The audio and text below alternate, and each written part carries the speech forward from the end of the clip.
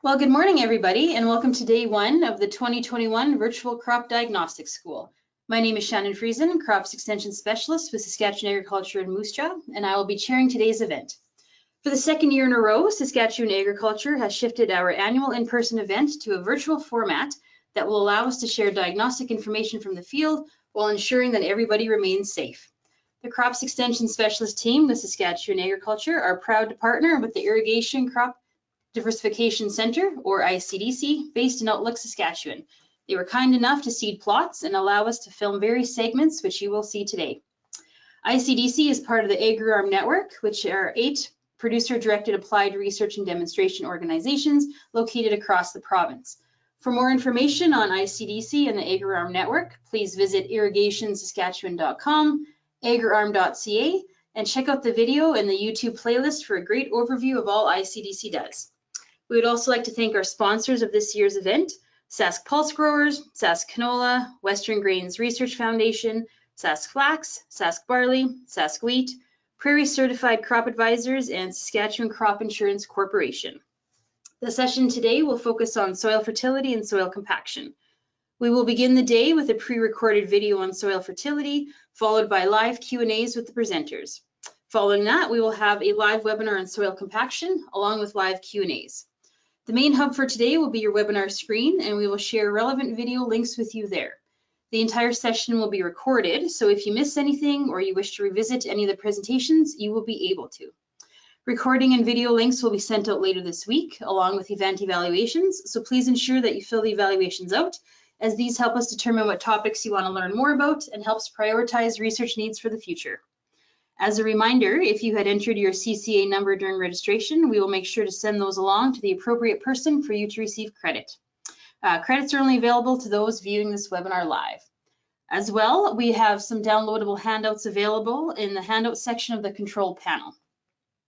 We also have a few housekeeping notes to keep in mind during the webinar.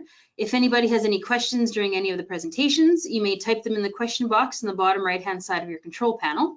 We will try to get to as many of your questions as possible, but we may need to limit them due to time. Your question will remain anonymous and will only be sent to me. And during the presentation, everybody will be muted so that we can ensure there is no feedback that will interfere with the audio. So we will start the day off with a pre-recorded video on soil fertility with Gary Nadowich and Kim Stonehouse. Kim Stonehouse. I'm Kara. Oh, sorry. That's me in the background. So Kim Stonehouse is a crop extension specialist with Saskatchewan Agriculture in Tisdale. He provides technical information on all aspects of crop management. He has extensive experience related to farm equipment, soil fertility, enhanced production efficiency, and environmental stewardship. Kim has more than 25 years of experience in agricultural research and production practices. He has a Master's of Science in Agricultural and Environmental Engineering from the University of Saskatchewan, focused on soil and water. And Gary Nadowich is the co-research director with ICDC and Outlook. His research is focused on variety development, evaluation, and agronomy. Gary began his career as a research associate at the University of Manitoba. He moved to Saskatchewan in 1984. Gary has over 35 years of research experience across Western Canada, the USA, and beyond North America. During this time, he has held senior research agronomist, scientist, and manager positions with several national and international companies. So we'll actually start with a little brief introduction to ICDC. So if you click on your chat link, you should be able to see a short video on CSIDC and ICDC. So when you are done watching that video, please come back and we'll have another link for you to click on and watch, and then we'll come back for live Q&As. So again, if you would like to watch a short video on ICDC and all that they do, please click on the YouTube video, and we'll come back in a couple minutes.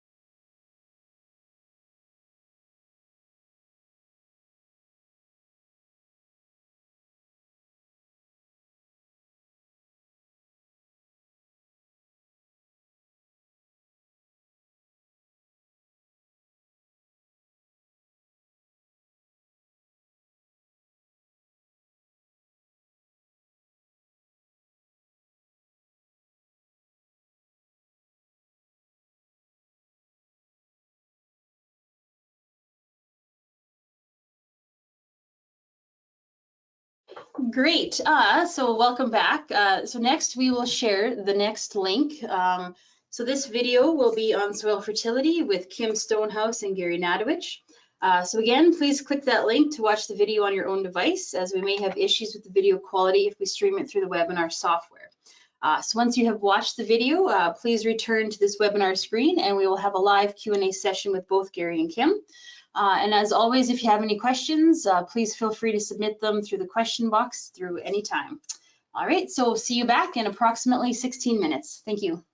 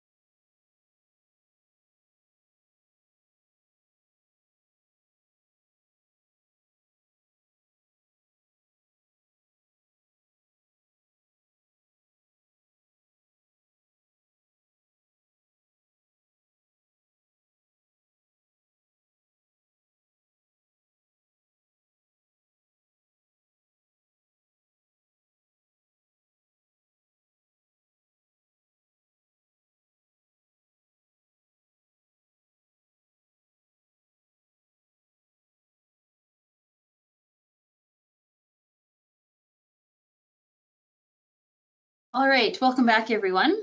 Just a reminder that if you have any questions on soil fertility, please enter them into the control panel and I will be sure to ask the question on your behalf. So the first question is, with our drought-like conditions that we are seeing, what types of things should we look for next year in terms of fertility? Like, will we have any issues with our dry conditions? So this question could be for both Gary and Kim.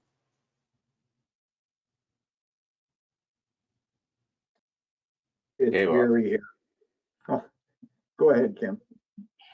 Okay, yeah, sure. I'll take a little bit of a stab at that. So, yeah, it's going to be very hard to say where the nutrients are going for next year. You know, because the crops have much lower yields. There's much lower production in organic matter. A lot of these nutrients really won't be used up in the soil. So it's probably going to be very important to do some soil testing to determine exactly what level they're at, and then make adjustments accordingly. I'd concur with that. It's, you know, we know that with the limitations in yield this year that there's going to be a lot of residual or unused fertilizer that was applied this year that will carry over and be residual next year. I think it's going to be extremely important to actually go out and soil test land that's intended for pulses next year, because I suspect we're going to have a fair amount of nitrogen in those soils. You're going to be spending money on inoculants and then getting a little concerned and you know, antsy if you're not seeing nodulation by mid-June, third week of June. That'll be a result probably of that residual nitrogen being still there from the fertilizer applications this year. So think about that pulse ground for next year. Great, thank you. Next question, more of a comment, but looking at the increase in yield with phosphorus and having to include 80 pounds and 100 pounds in the trial, have you guys ever done like a cost of fertilizer included as a return on investment for each treatment? Yeah, good question. We haven't.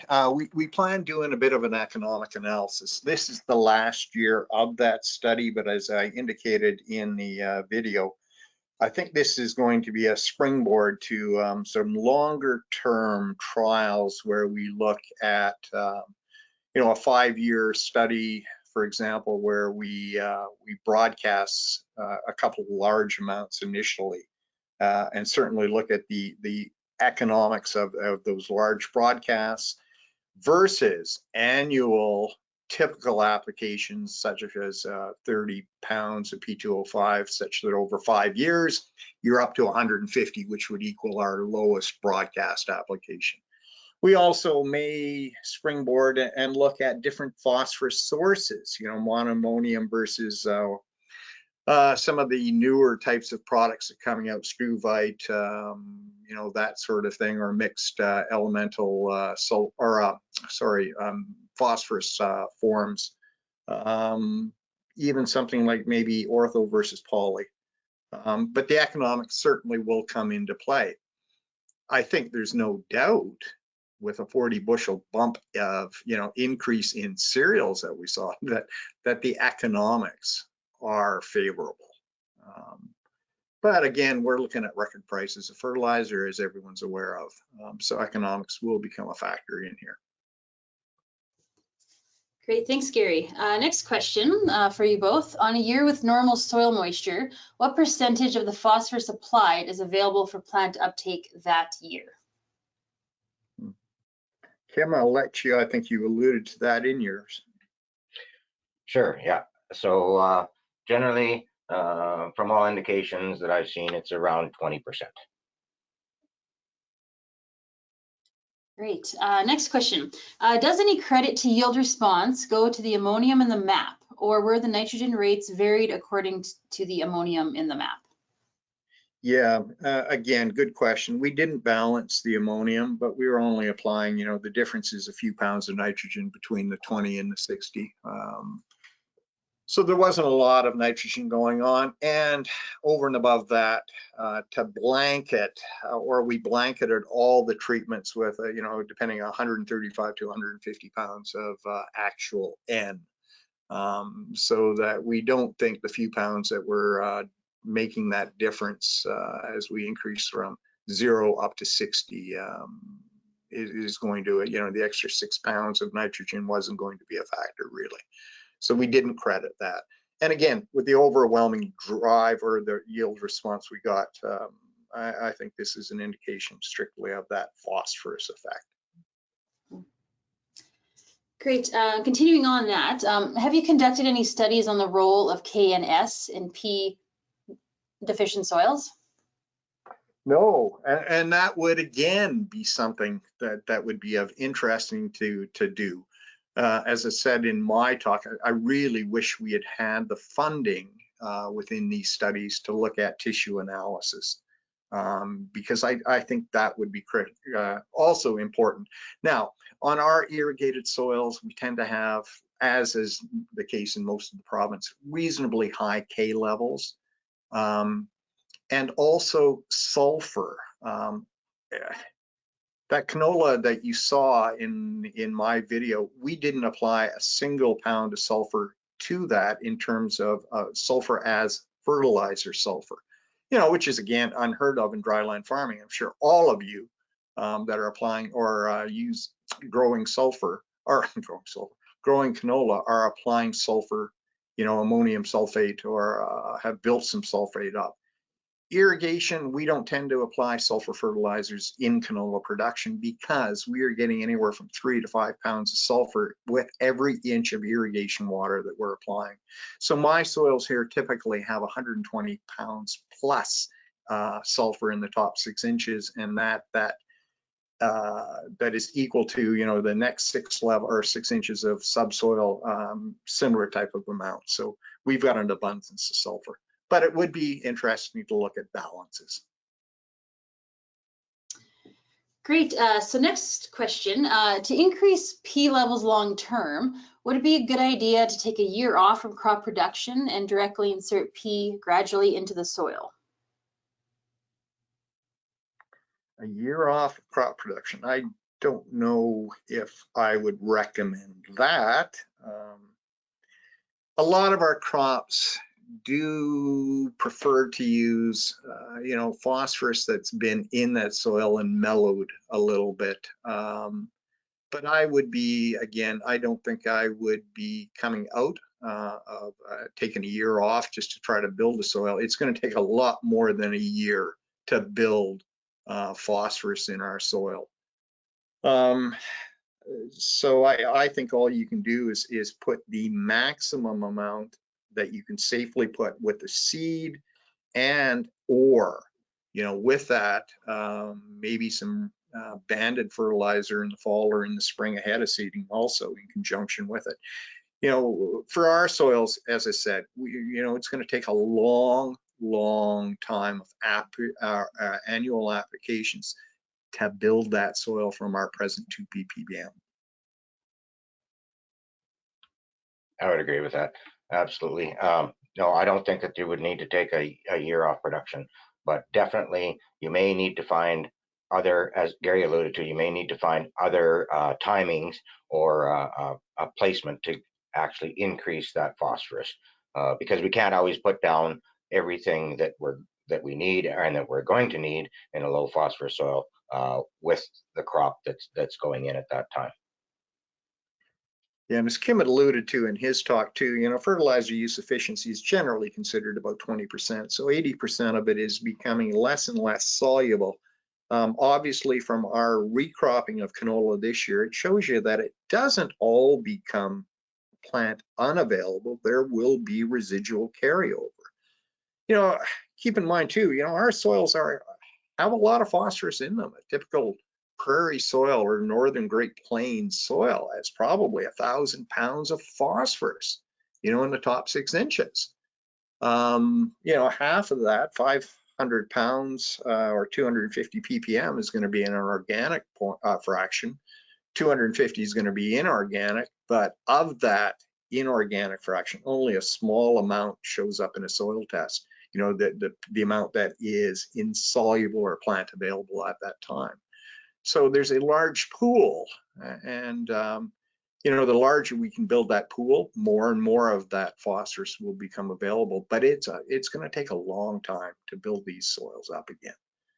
That's where, you know, replacement typically, you know, I was in a study back in the 80s where we were looking at phosphorus placement on farm. And what we found was that what we needed in our toolbox was some some WD-40, because every piece of machinery on farm was stuck to apply 25 pounds of P2O5. That's where the settings were set, and they had rusted into that position in those days. We've got to be applying a little bit more than that as we move forward. Great, thank you. The next question. From the first video, I concluded that increasing phosphorus application can enhance nitrogen use efficiency. I assume that enhanced root growth via increased phosphorus availability could assist in nitrogen uptake. Absolutely. Yeah. Sorry, Gary. No, go ahead. I would just say that, yes, having the nutrients in balance is probably one of the key things, or the key messages that we wanted to say here. Both work together to increase the biomass as well as root growth, and will seek out nutrients much better in the soil as they do. Great. Next question. What are some other options to get the amount of phosphorus needed for large canola crops, especially when the safe rate is only 25 pounds per acre? Well, as I kind of alluded to, your options are limited. You know, it's a matter of quantity that has to be applied. So, you know, there's some classical research that was done in this province back in the 70s, where they did look at some large broadcast applications, and they were able to elevate the soil test levels and actually have, you know, some reasonably decent yield. So, you know, if you're on a soil that needs to be built, you've got you can look at you know, those large broadcast applications. We've moved away from tillage though, so you know, a lot of guys, that's not an appealing method to do it. So the other options are looking at larger applications of banded phosphorus, and that could occur either in the fall or the spring, but getting those down perpendicular to the direction of seeding probably, or at an angle, and getting that into the ground ahead of seeding. Great, thanks. Next question. If a producer was to spend his phosphorus dollars on only one method, which would be preferred, soil analysis or tissue analysis?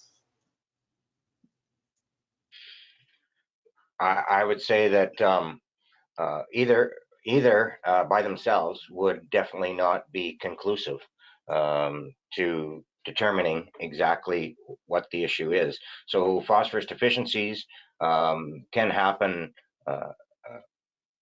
in short term as well as long term. I would say, you know, a soil test would probably give you the biggest bang for your buck, I suppose, that it would indicate what levels of phosphorus are in the soil, and if they're low, we need to maintain them, of course.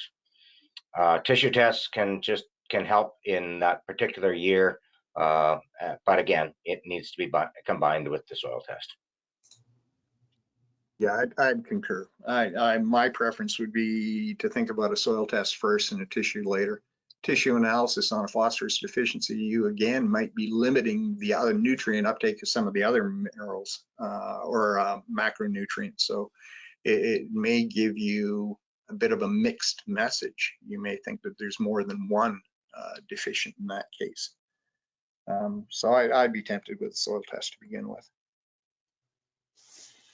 Great. Next question. Regarding phosphorus uptake in the year that it is applied, if the plant has only taken up 20% of it, would that be something to take into consideration when recommending fertilizer applications for the following year?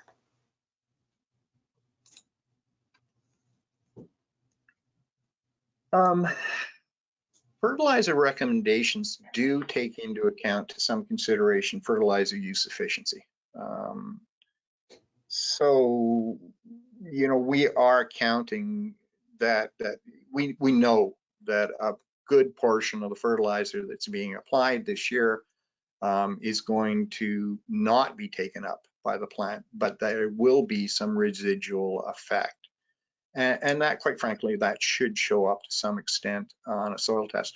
Problem with phosphorus, again, and the whole thing with soil testing, I would encourage you, if you're doing a soil test yourself, or if you're contracting somebody, a retail level outlet to come in and do it, make sure that it is a proper soil test. In that I mean that they're going out and sampling 16 to 18 portions of the field or sites within the field.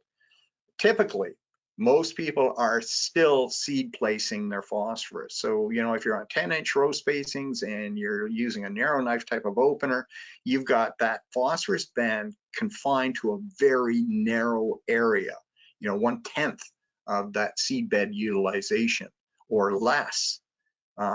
So it's a hit and miss. If you hit one of those, you know, that becomes a bit of a hot spot. So you've got to make sure that you're doing a uniform or taking a lot of soil samples to get a very good estimate as to what that soil test is. I would agree. I agree, particularly that the efficiency of the fertilizer is definitely taken into account. But knowing that phosphorus is 20% efficient, that means that the remainder of the phosphorus that the plant is going to need, it has to be in the soil. So again, it goes back to maintaining that phosphorus. As long as we keep the phosphorus at levels that will be sufficient to supply the plant for all its needs, you know, the amount that we put down is probably less of a factor, and it's more just making sure that we maintain that and keep it that level, and the efficiency of it will be less of a problem. Great, thank you. Next question. Can you comment on the level of calcium in fields you were studying and the connection between calcium phos and pH? Our soils here at Outlook typically are in the 8.0, 8.1 pH range. Again, most of Western Canada tends to be calcareous, rich in calcium, with pHs well above 7. And obviously, now I may have to repeat part of the question. What happens obviously with calcium is as soon as we put our phosphorus fertilizer into that soil, it converts the calcium and the phosphorus bind to become calcium phosphates, and with time they become a mineral called fluoroapatite. So they react with fluoride in the soil. This is the whole premise of putting fluoride in city water, drinking water, is to strengthen calcium phosphorus, i.e. your teeth.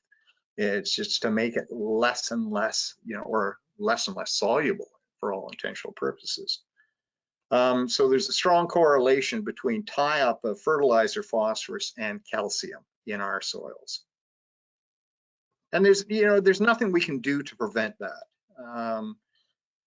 The form of phosphorus, the orthophosphates that are taken up by plants just naturally react. There's nothing that we have found that we can bottle or put in a bag that is going to prevent that chemical reaction from occurring.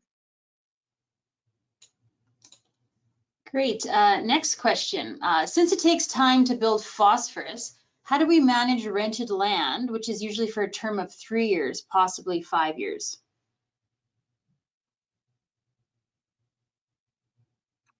You know, the ministry doesn't really get into much of discussion about how we work with landlords and whatnot to help fix issues. But I would suggest that probably that could be a discussion between the renter and the landlord at the time, that if the phosphorus or if any nutrient levels are at a very low level when they're taking over a piece of land, then I mean there probably should be a bit of a discussion with the landlord on the cost of building and maintaining that, and what are the consequences when the land is basically given up or rented to somebody else. So I mean, that would have to be discussions between the landlord and the renter. Yeah, I think we're seeing more and more lease agreements that do have, some sort of land management or input management strategies put in place. And when I made my comments that a lot of these are showing up on rented land, there was a time in this province where 50% of the farmland was in a lease arrangement. I'm not too sure about that anymore. I suspect, my gut tells me that more and more of this land that was traditionally leased is now being purchased. So farm size, individual farm size, and individual farm ownership in terms of land is increasing. So once it becomes your property, I think you're more apt to be looking a little bit more closer on maintaining or building nutrient levels within that soil. But again, it becomes a situation between the leasee and the landowner as to how that land is going to be managed or should be managed. Great. So second last question. This is a bit of a two-parter, but will biological treatments like Jumpstart increase year one phosphorus availability? So I've got some experience with Jumpstart. No, Jumpstart's not going to increase. Jumpstart will be able to, make some of those unavailable forms available to the plant in theory. But again, if you look at the history of Jumpstart, the Penicillium bulli fungus, all of the data that originally went into registration was clearly showed that the product worked best when used in conjunction with fertilizer phosphorus. So it wasn't really pulling phosphorus out of the soil from that inorganic, unavailable fractions in our prairie soils. What it was really doing was keeping the fertilizer in a plant available form for a longer period of time. So I wouldn't use Jumpstart as an input product without using phosphorus fertilizer in conjunction with it. Great, thank you. And final question, broadcast applications without incorporation don't seem agreeable to the long-term sustainability and environmental stewardship of our prairie soils.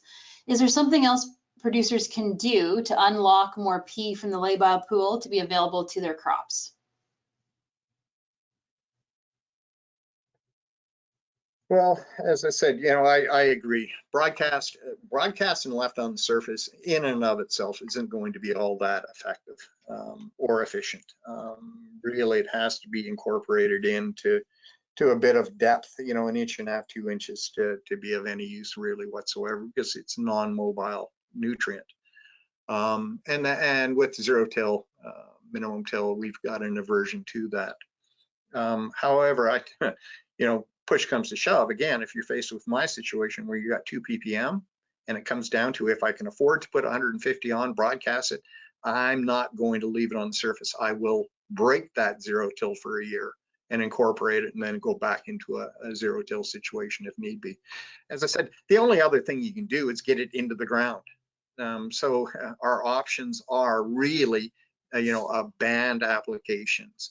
Foliar applications of a liquid fertilizer phosphorus source hasn't been all that effective. Phosphorus tends to be a relatively large nutrient or a molecule. So foliar applications haven't proved to be effective in our situations.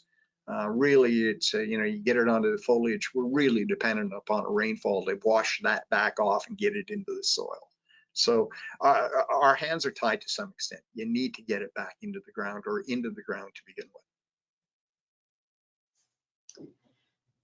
Great. Well, thanks everybody for those great questions. We were not able, of course, to get to all of them due to time, but we would like to thank Gary and Kim so much for not only filming that video, but also for joining us here today. So thanks again, guys. We sure appreciate that time you took.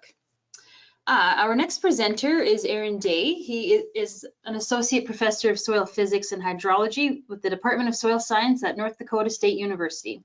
Aaron will be speaking on soil compaction today. In recent years, his research has focused on conservation tillage practices, agricultural and urban water management, soil salinity, compaction, and remediation and reclamation of lands affected by the oil, gas, and coal extraction industries. So with that, we will start whenever you are ready, Aaron. All right. Well, thank you very much for having me on the schedule this morning. So we're going to talk a lot about compaction, a lot of things in the next 30 minutes during the time slot here. We'll focus the first half kind of on characteristics. Some of this will be a refresher from what some of you may have seen at the ARU earlier this year. And then we'll get into diagnostics of what do you look for when you suspect that you have soil compaction problems on your land. So I'll go ahead and see if I can get this to advance forward.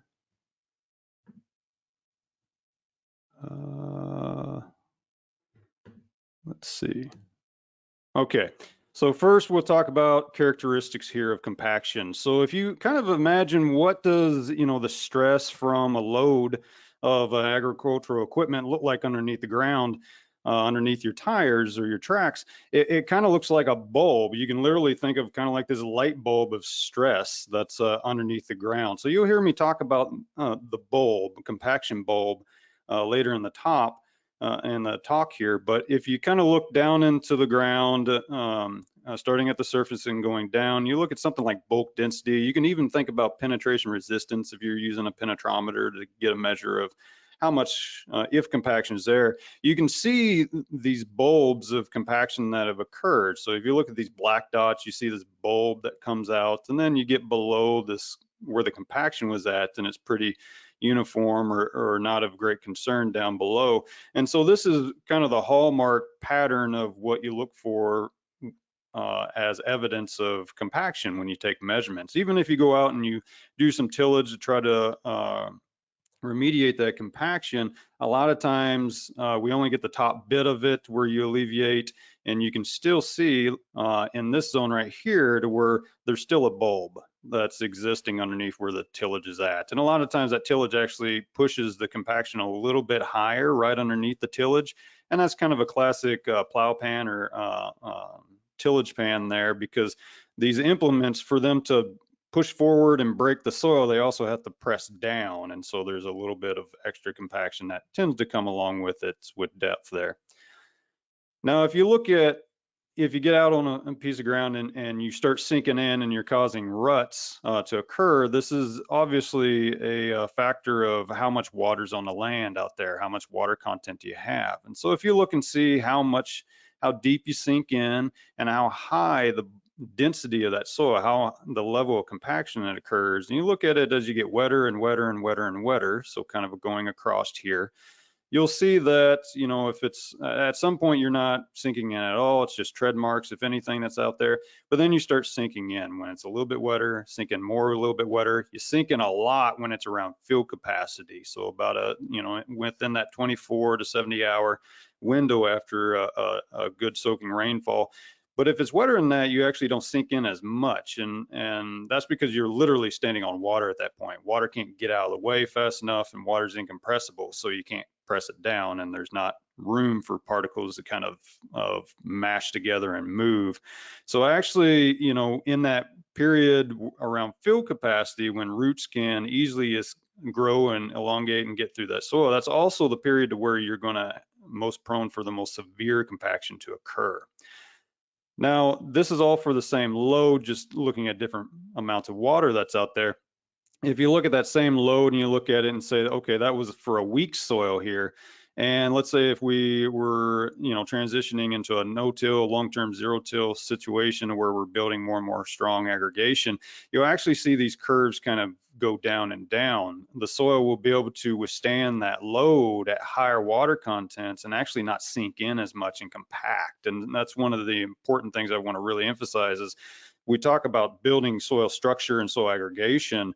That's just not for water flow and airflow and for roots to get through, but it's also helps you keep your equipment up when it's wet or out. So that's something important I want everyone to kind of take home with them today. One of the characteristics about compaction these days is that if you look over time, over the decades since we started using mechanized equipment, and you look at the axle loads on them, the wheel loads, axle loads, they've gone up and up and up. So the blue dots here are for combines, the red dots here for tractors, or if you're pulling a plow behind them, the dotted line here.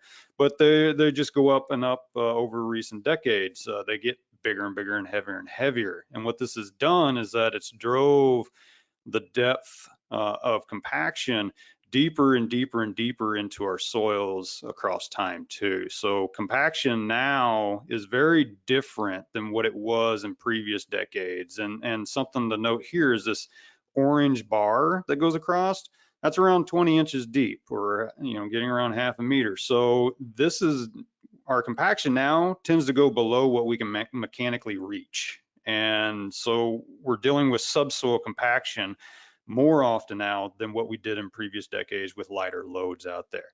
Particularly, you think about like on the previous slide, I showed combines loads here and tractor loads here.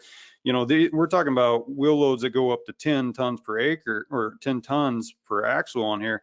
If you actually look at like single axle grain carts, those will go up to 40 now. So very heavy loads out on our soils, and we're getting more and more subsoil compaction.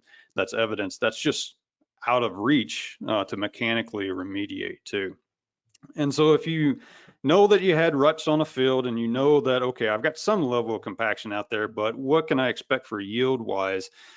Something to keep in mind here is that you're going to have yield reductions for multiple years, just not the first year after. It's going to be there the second year too, almost no matter what you do.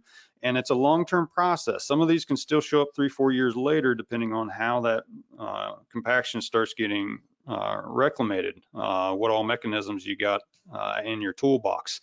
But if you look out there and you say, how much yield am I going to lose? And it almost doesn't even matter what crop you have. This is pretty similar across crop species out there. But if you're kind of in this 50th percentile bracket, so the other folks that had ruts are better off than you, the other 50% are worse off than you, so you're right in the middle, you're looking at around a 21% reduction in crop yields on your fields. If you're in that 25 percentile bracket by chance, then you're only looking at maybe a 15. If you're, in the top 75 percentile, so there's only 25% of folks that are worse off than you, then you're looking around that 35 percentile drop in crop yields over multiple years going forward for it. And this year with the droughts and everything, you'll probably see these percentages a little bit higher because compaction that could have occurred on your fields before this drought, they exacerbate the effects of drought on them. So you see the consequences even heavier this year. If you go up above that 75 percentile range, you're actually probably looking at something that's beyond agricultural equipment compaction. You might be looking at something that's uniformly compacting quite deep with depth. So I bring this up because we have a lot of this in North Dakota, and more areas are starting to talk about reclaiming compaction from like well pads or construction sites, coal mine reclamation here in North Dakota at least, and then a lot of pipeline reclamation, over these pipelines, the scars that occur over top of them. And these are, you don't see that bulb of compaction, you just see uniform compaction going very deep in these down to the bottom of wherever the material was removed from. And just to give you an idea of how much reduction in yields we can see here, this is a study, a recent graduate student that I co-advised with Tom DeSutter here at North Dakota State University, Megan Ostrand. And her thesis, she looked at, for instance, here with hard red wheat, spring wheat yields, 2019, 2020, and you can see how low these yields are compared to our county average here. So very low yields, and no matter kind of what we did with them, whether we chisel disc them, put on different types of mulches, some water polymers to try to help out, or a deep ripping for it. They yield low because of the lack of structure to help that crop get established and put on grain components. So that's some of the characteristics that you can kind of expect from compaction. Getting in the diagnostics now of what to look for. The first thing to look for, I always suggest, is kind of the easier part is, did you have ruts or not? This is usually very abrupt on people when you do see the ruts, particularly when you're talking about just every single pass with a combine, you have ruts and you sink in. The logistics didn't work out to have better conditions for harvest out there for that crop. So if you have ruts, you know you have some degree of compaction. Unfortunately, you don't know how deep that compaction goes, whether it's just a topsoil or a subsoil. But if you have high axle loads, then you definitely know that you're getting into subsoil compaction here. And even if you go out, you know, obviously you have to go out and smooth these out with tillage so you can plant a new seed bed into them, but they'll leave scars on the landscape too. So some of you may remember this from the last time I presented. This is a photo that my colleague Jody DeJong Hughes took in 2015. We have lots and lots of these photos, aerial photos of this situation. But if you kind of zoom into a spot, you can see the planting direction of the crop here. You can see old traffic scars going right across this crop out here. Every single pass, these old direction traffic that's showing up in this crop that's establishing. And if you look closely, you can even see the older traffic scars that are out there as well. And some of these that are just, you know, driving in different directions where it wasn't controlling the traffic on keeping the same pattern out there. So that kind of alludes to, this is a multi-year consequence that can emerge when you have this subsoil compaction. And something to look for other than just ruts is also visually inspect for your soil structure out there. I really, you know, look for is the soil kind of got this granular, or sometimes we call it crumb structure to it, or is it more of this, it just looks like a block of soil, kind of what we would call massive or blocky out there in the ground. And I really like the study by Vincent and Burris in 2016 that looked at, you know, how has soils changed from 50 years ago, you know, over the last 50 years. So in the 1950s to the early 2000s, different spots on the landscape. But I want to focus on this overall because it gives a good picture and summary of across any spot on the landscape that you're looking at. And so if you look from 50 years ago, there's a lot of this granular structure in the soil that'd be forming in the last 50 years. You see a thinner layer of that and the just not as much granular structure within that topsoil underneath it as much. And they line these soils up using gravel lines and very drastic changes in soil texture to, you know, something that's more geologic to line them back up here. But this loss of structure here is due to various mechanisms from compaction, essentially, whether it's wheel traffic or tillage or other items. But it's indicator that basically when you've had compaction events occur, you go from this nice granular structure to more of this massive structure here. So what kinds of structure indicate this? We mentioned a few of them here. If you've got these large blocky structure units, particularly in the bottom half of the topsoil, top portion of the subsoil, then that's could be an indicator of compaction. These big massive units right here that are just solid, particularly now with it being dry, you could probably go out and actually pull out literally the bulb of the compaction in some of these spots from some of your fields out there, and it'd be just exactly the shape of that compaction bulb underneath it. So these massive units, particularly underneath where wheel traffic goes, but then also looking for platy structure. So this kind of, I always think of like shingles on a house or something. They may be small, they might look like coins stacked in there. You can see it right here, or card, you know, deck of cards stacked in the very surface. You get down just below where your tillage depth is at, you can find these bigger ones out there. But essentially these in the soil, these kind of act like shingles, like on the top of your house, to where you can imagine how that just doesn't let water through, doesn't let air through, and it sure is hard for roots to get through too and explore the ground and the water and nutrient resources underneath those compaction layers too.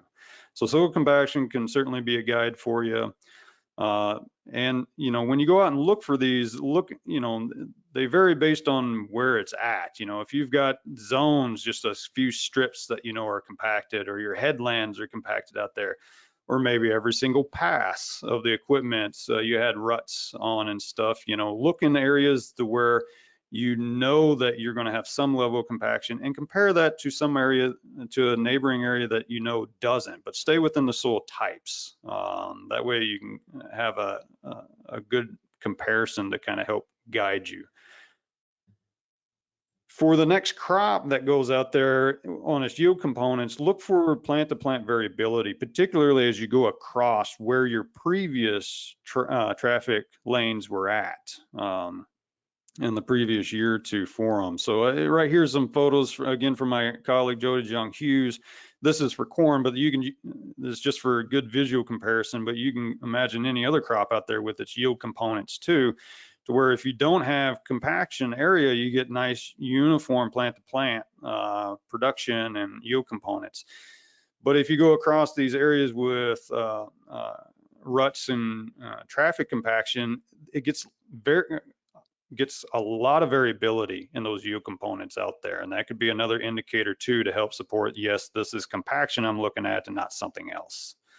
Also things just not other than the yield components, you know, the plant heights tend to be stunted, and the growth patterns tend to lag behind in these areas. So along with the yield components, you can look plant to plant variability just on plant heights and growth stages too. That's kind of a hallmark of compaction. To go out and take a measurement, you often hear folks talk about using a penetrometer. And many of you have probably used one of these before, to where it's basically a rod with a cone on the bottom. Usually they come with two different size cones, either a 1/2 inch or 3/4 inch tips to them. And then it's got this pressure gauge on top that you look at, and a lot of them have color markings on them and stuff that you can use as a guide. It's not a hard rule, but as a guide for our roots tend to stop growing. A lot of times we associate that with pressures that get up over 300 psi's. Roots start slowing their growth and having difficulty in between the 200 to 300, and that'd be that yellow range right here, depending on which tip you're looking at. Ideal root growth would be in the green area, so things in between 100 and 200. Sometimes you also hear people talk about when you get less than 100, you actually get on the other side. It's not dense enough, and you get poor seed to soil contact out there and get the issues with that. And I'll actually show a couple photos of what that looks like. And something to keep in mind when you're using these penetrometers is that they represent kind of the conventional practices and systems when these categories, these ranges were developed. If you have high values, they may not indicate compaction if you're in a long-term no-till, zero-till, or you have a perennial system that you're working with. Because again, when you build soil aggregation, you build a lot of strength to that soil, even though there's a lot of big pore spaces for roots to explore. So bear in mind that if you're in a long-term no-till, zero-till, or perennial system, getting high values isn't necessarily mean that you have compaction. What you should look for is evidence of that bulb, to where it's high and then suddenly comes down, and you can see there is that bulb of compaction as evident there. So if you're in that range to where you actually have low soil to seed contact, you may get something like this. Down here, Jody and I have started calling this fluffy soil syndrome. And this photo right here, again, you can see wheel traffic patterns out here. You can see older wheel traffic patterns going at a 40-degree angle out here. The thing here, though, is that green plants are growing in those wheel traffic areas. They're not established or not growing well at all. They're yellowing up in between the wheel traffic areas. And so what you have here is subsoil compaction areas that plant roots are actually growing along the edge of and pulling water out of, but in between, the soil is not dense enough. There's poor soil to seed contact there. And even right above those old wheel traffic patterns, probably the deep evaporation out of those compacted zones were enough to let the seedlings imbibe enough water to germinate. So this actually is a field that has a combination of subsoil compaction, traffic issues, and the tilled depth just didn't settle because of an open winter with no chance for settling down in the spring. And you can see it here too. We see these particularly after winters where we have low snowfall and there's just not a lot of chance for that soil to settle. So again, when you're using a penetrometer, look for this bulb as the evidence for it. If you're in a heavy construction area or reclamation area, then it's just going to be uniformly high area out there. But when you're looking for this bulb, take the measurements in your field capacity. So in that 20 to 72 hour range after a good soaking rainfall, to confirm that it is a bulb and not something else, like a change in water content or the texture, dig a hole with a shovel and just get a feel for it. You can feel if the water content has suddenly changed and you actually, instead of being a bulb, it might be just a dry area with adequate water underneath, or if you hit a different texture layer in your soil, and you can use kind of hand ribboning techniques to figure that out. If you can press the soil in between your index finger and thumb and it can ribbon out a couple inches, you're in a clay soil. If it only goes an inch or so, then you're probably loamy soil. And if it's just falls apart less than an inch, down around half an inch or so, then you're probably in a silt or sandy soil. So make sure that it's just not a sudden texture change that you're measuring to, and it could be compaction. When you're out in a field and you're looking, where should I take these penetrometer measurements? I like to take them across where the old traffic was and look forward. Do you see variability in it where you see these bulbs and then don't see them, and then you see the bulbs and don't see them? You'd be finding your old traffic lanes there. Probably on a per acre basis, take 3 or 4 of these, be targeted where you think the compaction's at, and keep, your areas that you're comparing within the same soil type. Don't go looking at one soil and compare it to a soil that's very different on the other side of your farm or the other side of the field. You want something that's a good comparison to see, is it compacted, is it not? And again, just an example of this, a colleague of mine, Dorian Getchell, who's worked with Jody and I a lot over the years. He has a nice video on Twitter that I just saw that where they're putting in some wind turbines. He showed shoving a penetrometer down the ground, and he used this inner dial here, but it was just in the red all the way down, uniformly compacted, versus outside of the area where they're working for, the needle was on the edge of the green and yellow here, so good conditions. And that gives him a good idea of what to expect out of his neighboring areas in those fields too, when he looks for, is it compaction, is it not, to help guide him. Then there's rooting characteristics for crops out there. And I just want to show this. This is kind of a cool set of images that I think are very informative for us all. So these were root images taken by CT scans, kind of like when you go to the doctor yourself and they take a CT scan. We can do the exact same thing with soil and look at roots in them. And here we looked at tillage radish that a lot of folks use to try to break up compaction, vetch, and then oat. So we got a couple dicots here, taproot, and then a couple fibrous root systems here. But 20 days after emergence here, you can kind of see these root systems, how they're growing. Above this red line is not compacted. Below the red line is compacted, intentionally compacted. And at first, you don't see much difference here. But then by day 58, you can see some sharp characteristics. The taproot, basically the taproot stops growing when it hits a hard compaction layer, and it'll send down these fang roots down into the soil to try to break through and bile drill that area. Something like this vetch, it had a really hard time. It found a little spot to send down one root, but you notice there's no lateral roots coming off this. And that's a very clear hallmark of compaction too. Versus this this oat here, its fibrous root system, very aggressive, basically acted as if it didn't even notice the compaction layer whatsoever. So these fine roots is what really gets through, and some crops are more are better at getting through that compaction layer than others. But something that's often talked about is like using these big tap roots to kind of bust through them. A lot of times it's not the tap root that's getting through the compaction layer. It's actually the bottom of the tap is the marker of where the compaction layer is really starting. And then, you know, what are the fibrous roots underneath it look like? So here's a more extreme one where this tillage radish went down and hit the compaction layer, but its fang roots couldn't get down into it. They actually went lateral here, and that's a very hard compacted area that's going to need some help or just take a lot of time to remediate biologically in that system. So these are some more hallmarks of what to look for when diagnosing them.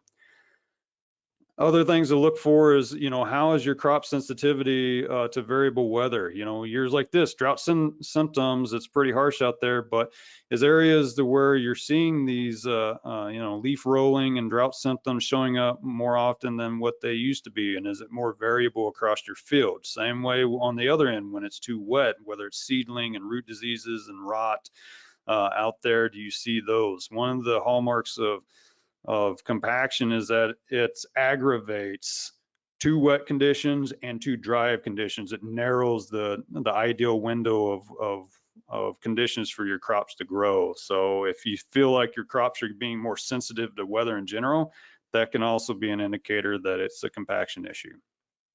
The main thing here that I want you to take home is use multiple indicators for diagnosing compaction. So visually, look for ruts, look at systematic patterns in your crop health, so particularly through aerial photographs. Take a look at your soil structure, crop rooting patterns out there. Do you have new areas that's ponding after rainfalls that used to not? That's a very reliable one. Again, look for that plant-to-plant variability in its growth stages, heights, and yield components. And then the last thing that we talked about, does your crop just seem to be more sensitive to the weather patterns around it? Help confirm your suspicions with penetrometers and look for the evidence of that compaction bulb that's out there for it.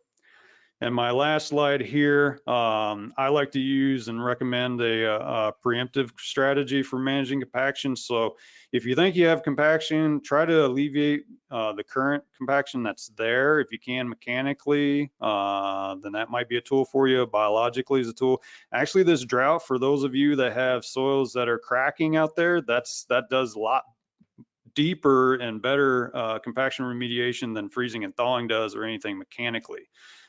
But work on alleviating your current compaction and then try to protect from future compaction out there. So minimizing your tillage and number of passes on the field, controlling your traffic lanes, and lightening up the loads that are out there.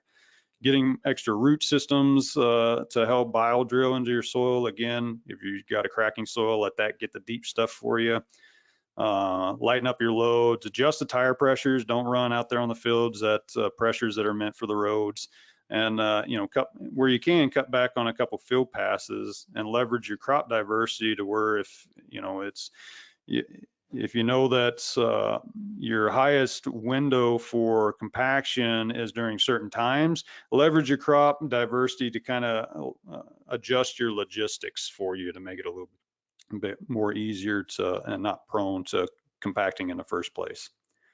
And with that, any of you are more than welcome to always reach out to me at aaronday@ndsu.edu by email. I'm always happy to talk about this. Thank you. Great, thank you so much, Aaron. As always, that is very interesting. So we do have a couple of questions. So as a reminder, if anybody has any, please enter them into the control panel now. So our first question is, what would you consider to be a weak soil? So a lot of times on a weak soil is something that's been aggressively tilled. Down here we have a lot of aggressive tillage systems for it. And the thing when you go out and you use something like a disc ripper and you're aggressively tilling that soil down to 12, 16 inches, that tillage, it breaks up that structure and innately makes that soil soft and prone to recompaction. And so, and when it's done on an annual event, it's just this repeated cycle of making that soil too soft for when you drive over it, it just easily compacts down. The only way to get around that is to minimize how much tillage that you're doing and the frequency of it. a lot of folks will use deep ripping down here to try to alleviate compaction. But if you do that annually, then it just resettles and keeps it soft and recompacts again. And they're continuously every single year probably running compacted, even though they're putting a lot of time and diesel into trying to alleviate it mechanically. Deep ripping should only be done that kind of as a last resort and every handful of years because of that resettling and done during years where the logistics allow it to get out there on dry soils to where you're not going to just recompact it when you drive back. Great, thank you. The next question, how long do the reduced compaction effects of deep ripping last? And is there a risk of increasing compaction due to the reduction in organic matter beyond where they were before ripping was initiated? So yeah, the beneficial effects of deep ripping tend to last about a year. We see that both on ag lands and reclamation lands that are being planted back to crops. So you saw some of the coal mine reclamation data that some of my students have worked with in the past. So you see that 1 year afterwards, when you see deep ripping have a benefit, there's a couple indicators that'll help you for it. One is, was there actually a compaction bulb there, and were you able to get the bottom edge of that ripper just on the bottom edge of it so it lifts up into it and actually breaks it? So was it there? If you did it last year and we had this drought this year, you're probably seeing some benefit if that crop was able to actually get established and get some roots down in that slot and explore some water below it. So you'd see a little bit of a benefit this year. So there was compaction. It got followed by a drought the next year. And you weren't on a silty soil. Silty soils do not take well to deep ripping at all. If you got sandy soil or you got clay soil, those you'll see some benefit from. Silty soil, just keep the deep ripper in the fence row. Just don't do it. Silty soils smear, and the only way to insult compaction is smearing the soil out there. So you usually see a 1 year benefit, and then it really lags behind. And on average, you only see a 4% increase in yields compared to a compacted control out there. A lot of times, if you have 20% yield loss, and then you go out and deep rip and you're only getting 4% back, it kind of shows you that deep ripping is not a solution. It can marginally make it a little bit better. And it doesn't last very long for it, at least on regards to organic matter. Organic matter plays a big role in things. A lot of the deep rippers that I see in subsoilers, they don't disturb the surface so much. They leave a lot of residue intact and they just cut these slots down into them. It's more of the surface tillage and surface compaction remediation that affects organic matter. And organic matter is kind of like shock absorbers out there too. It's the less organic matter you have in the soil, the more prone it's going to compact, and less resiliency to coming out of that compaction when you try to remediate it. Great, thank you. Next question, where does one purchase a penetrometer? I can't say that word. Penetrometer, yes. So yes. There's lots of companies out there that sell them. A lot of different styles. There's digital ones. There's ones with the gauges, like the one that I shown out there. If you just type into Google or something and put soil cone, like an ice cream cone, soil cone penetrometer, you'll see lots of companies pop up with these. They range in prices from less than $100 to a couple $100, and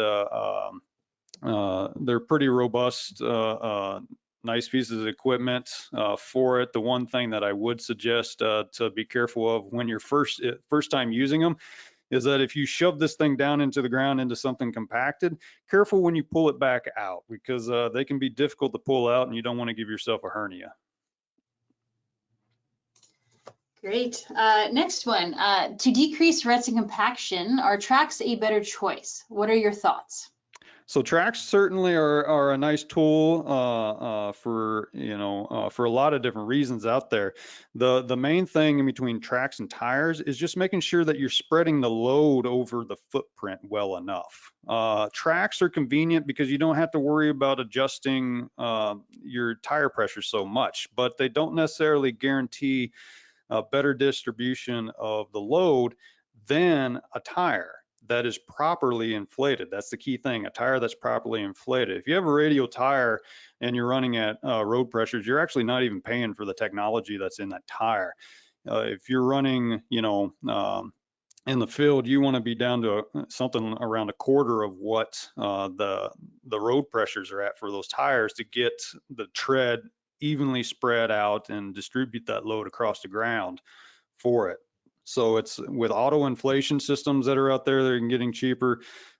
It's nice to do and makes having tires a lot more convenient when you go in and out of the fields for them.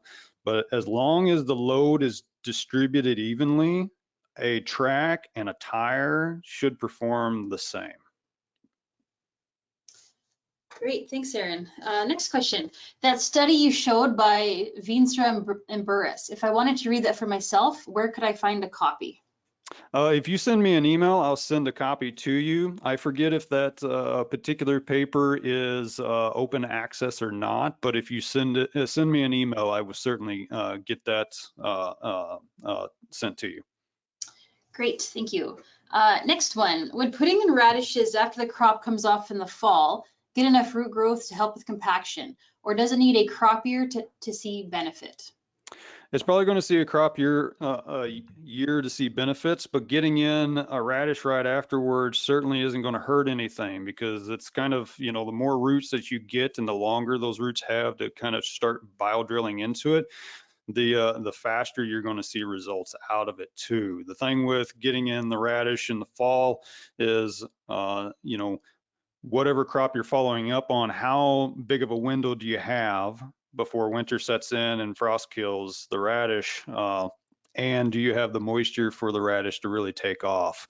For just about any cover crop or companion crop that's out there, when they get seeded down, they're kind of going down in non-ideal conditions for it. So if you happen to get a good rain, which this year hopefully everyone gets rains, at least for what benefit it can be this year, probably more for next year. But if you can get by chance, get some water on the ground by luck, then that radish or that cover crop's going to be able to take off and have a better chance for it. So, but the timing with the rain is always seems to be the dominant factor of how much will that cover crop how successful is it? Great. Next question. I think you touched on this before, but is controlled traffic or tram lines that concentrate all the potential compaction in one area a suitable method of offsetting the impacts of compaction?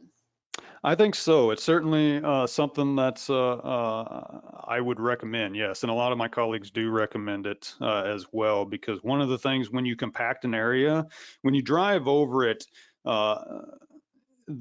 the compaction 80% of the compaction tends to happen on the first time you drive over it. So if 80% of the damage is done when you drove over it, you might as well drive right back in that same spot, because it's not going to make it very much any worse. It's marginally going to make it worse when you drive back over it again with another piece of equipment versus driving in a spot that wasn't trafficked and now you compacted that 80% of the way down. So the benefits of the controlled traffic is, if you're going to have traffic marks out there, it's best to keep them in one spot, because it's not going to get much worse, versus kind of spreading the love or anti-love, I guess, across the field for it, is the line of thought and the evidence that we have in the literature for. Great, and it looks like last question. Are you aware of any good sources that list crops that are suitable as biodrills or are better suited than other crops for growth in compacted soils? Yeah, so there's some crops certainly deal with it better. Obviously, like the photo on the screen right now, the vetch doesn't do very good. It's quite sensitive to compaction for it. The radish, I do like the radish, because that taproot kind of ends up being a biosensor to tell you where is it really hard at, because you can look for where the bottom of that tap hit, and then you can look for the fibrous fang roots coming off the bottom as actually getting through it. Some of these other monocots with fibrous root systems, they do a great job of getting through them. It's more of a factor of which crop species can put on the most growth in the window for your region, is what I would say to aim for. So essentially, if it's a fast growing, aggressive plant that can use, that's very high water use efficiency or something, then you can perhaps get more root growth in that narrower window. Even if it's not as hardy of a root system as something else, if it just can put on the biomass within the time that you have is the main thing to look for. Something to keep an eye out in the future, at least too, is that there may be some biotechnology coming at where there's crops that have been engineered specifically for getting at roots going through compaction areas. There's been a lot of nice research in the last 2 years on we're identifying the mechanisms genetically that control when a plant acts like this vetch here versus acts like this black oat here. And so there may be some crop species and biotechnologies in the upcoming handful of years that are actually intended for remediating compaction. Excellent. Well, I think that's it for questions. So thank you so much, Aaron, for taking some time out this morning to join us. Lots of really interesting topics that we covered today and a lot of really good questions. So at this time, we would like to thank everybody for taking the time to join us today for this event. As a reminder, if you had entered your CCA number during registration, we will make sure to send those along to the appropriate person for you to receive credit. Credits are only available to those viewing this webinar live.